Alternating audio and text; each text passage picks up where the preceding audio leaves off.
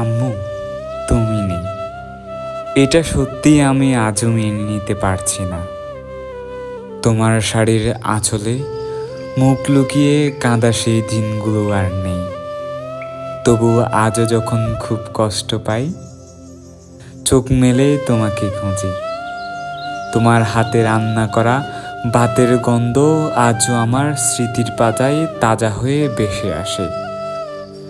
তুমি বুঝে নিতে না বললেও আমি ক্লান্ত, আমি কষ্টে আছি। আজ এই জনসমুদ্রে হারিয়ে গেছি। মা, তুমি থাকলে বুঝতে আমি ভালো নেই। তোমার শেষ শ্বাস ধরে রাখতে চেয়েছিলাম বুকে, কিন্তু মৃত্যুর কাছে হেরে গিয়েছিলাম আমি।